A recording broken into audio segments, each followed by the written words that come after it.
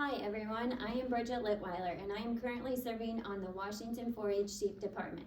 I am here today to give you some information on the Sheep Area Project if you're considering doing this project for the Washington County Fair. If you have any questions at any time, feel free to reach out to any of the members on the Sheep Department, Ted Greiner, Todd Schmidt, or myself, or reach out to the Extension Office and they will get you in contact with either any three of us or anybody from the Sheep Department families, as we're all always willing to help. Today I'm going to give you some information about if you're considering doing this project and what it could look like up front. So right now, majority of the breeders are in the process of finishing up lambing and or beginning to wean the lambs from the moms. So you as a 4-H'er and as a 4-H family, I would encourage you to start your research and figure out some local families, or if you'd like to travel to other farms throughout the state of Iowa, to step out and get in contact with the people to find potential lambs that you would be interested in for the fair.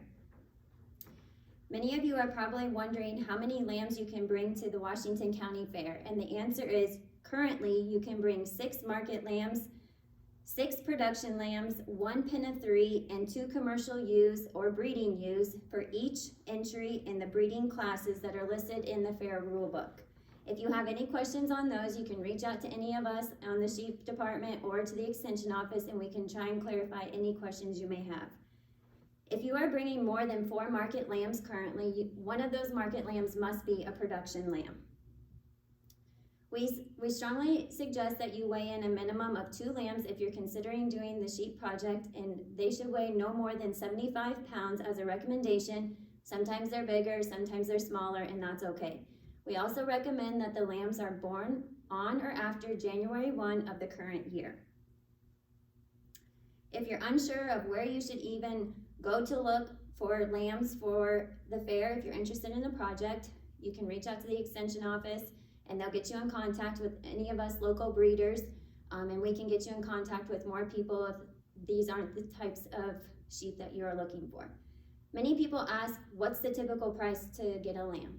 The answer is typically market price on up. So if you're not for sure what the market price is for sheep, as it's always fluctuating, I would strongly encourage you to go to the Kelowna Sale Barn website and click on the market reports and look at the previous week's sale to give you an idea of how much per pound a lamb would weigh, to give you an idea of what your project could cost you up front. Typically our spring weigh-in is the first weekend in May. It's usually from 8:30 a.m. to 10:30 a.m. in the swine barn. If you're registered in 4-H Online, a detailed email will be sent to you on how we do the flow of traffic throughout the fairgrounds. And if you have questions, as always, you can reach out and we'll be more than glad to help you. One thing I like to let everybody know in the process of researching and visiting farms is we do go off of breeds for the Washington County Fair.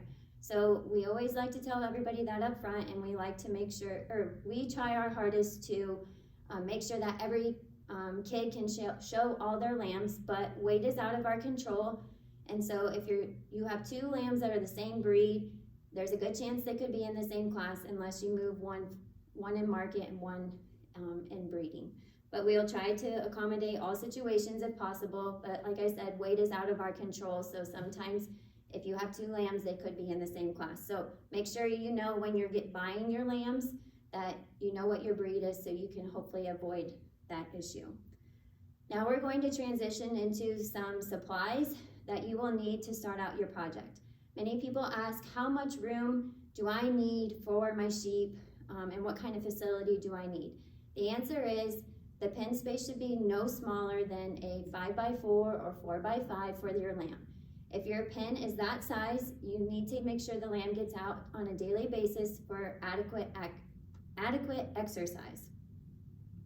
Some other supplies, so for your pen, a lot of people typically use metal gates, hog panels, wood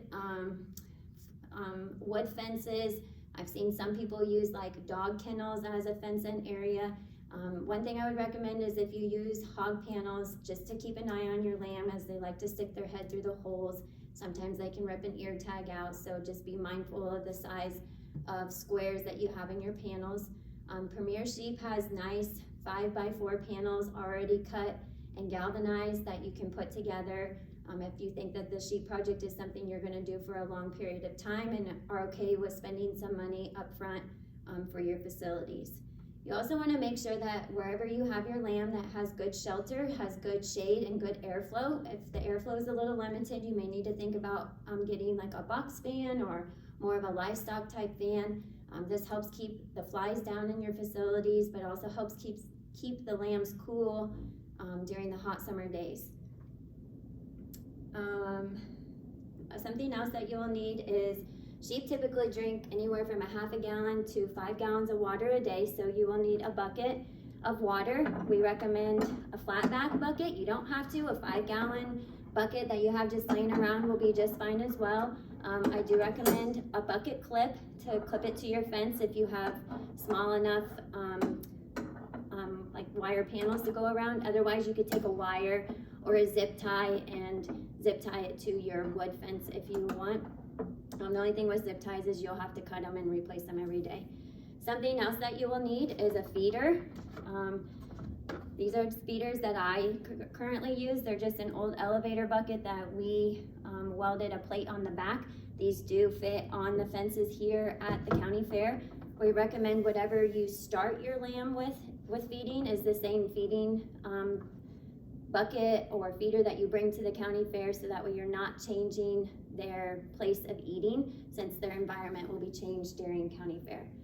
You will need some kind of food scoop. A safe bet is a Folgers coffee can or the feed scoop that you can buy at Tractor Supply or Ace & More.